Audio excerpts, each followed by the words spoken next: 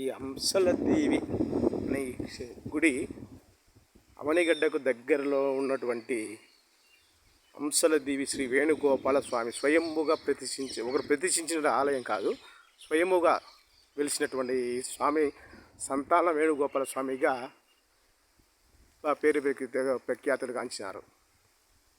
సంతాన సమస్యలు తర్వాత ఏ సమస్యలు ఉన్నా కూడా ఈ స్వామి దర్శనం వలన మనకు కోరికలు సిద్ధిస్తాయని ఒక ప్రగాఢ నమ్మకం.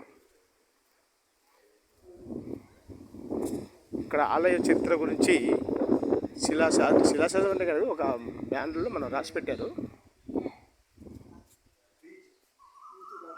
వేణుగోపాల స్వామి శంకరాచార్యులు మహాసంస్థానం దక్షిణాంనాయ శృంగేరి శారదపీఠం వారి సంస్థానంగా ఇక్కడ ఉంది. స్వామి ఈ విధంగా లోపల ఉంటాడు. అంతరాలయ ప్రవేశంలో మన వీడియోలు ఫోటోలు తీయడం నిషేధం కాబట్టి మనం ఆ ఆలయాన్ని పవిత్రతను కాపాడాలి కాబట్టి మనం లోపల తీయడానికి ప్రయత్నం చేయలేదు. కానీ బయట నుంచి చూపిస్తాను సాధ్యమైనంతవరకు.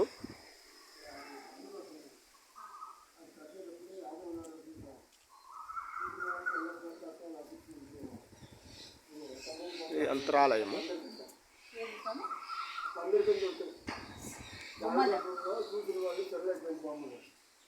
అది చూసిన వాళ్ళు అంటే ఈ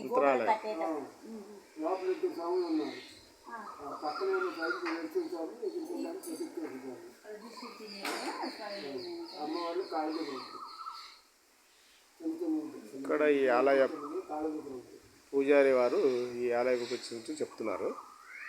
ఇక్కడ దివిసీమ ఉప్పెన వచ్చినప్పుడు ఇక్కడంతా చాలా ప్రాణనష్టం జరిగినంట, కానీ ఇక్కడికి వచ్చినప్పుడు ఏ ఒక్క జనాలు కూడా ఇక్కడ ఏం జరగలేదంట ప్రమాదము.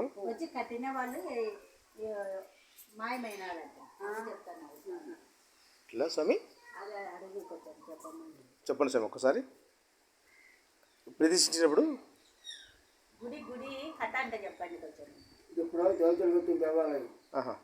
ఇది కొన్ని వేల సంవత్సరాలు కట్టి ఇదంతా తోళరాజు టైంలో కట్టింది.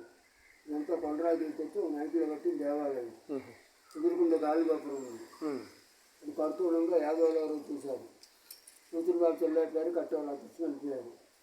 అంతవరకు ఆగిపోయింది. తర్వాత అది గవర్నమెంట్ వాళ్ళు పూర్తి చేశారు.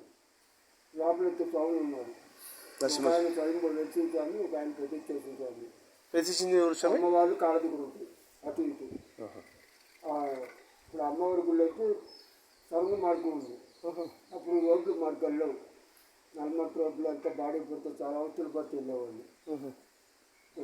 వేణుగోపాల స్వామి, లక్ష్మీనరసింహ స్వామి, జనార్దన స్వామి, రాజలక్ష్మి అమ్మవారు నలుగురు తోసుల రూపంలో వెళ్ళి సంధిస్థానం చేసి వచ్చి దేవునికి అర్చన పూజలు దీపాలను చేసి వాళ్ళ దాంట్లో వాళ్ళు కొలువై ఉండేవాళ్ళు.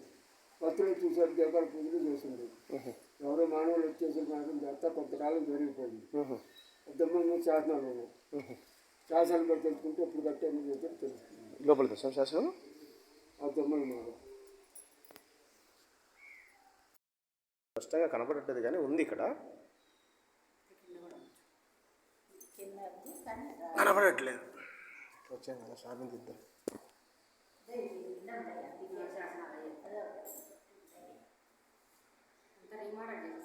అంతా దేవాదాయ శాఖ ద్వారా మళ్ళీ రీకన్స్ట్రక్షన్ చేశారు ఈ గుడిని.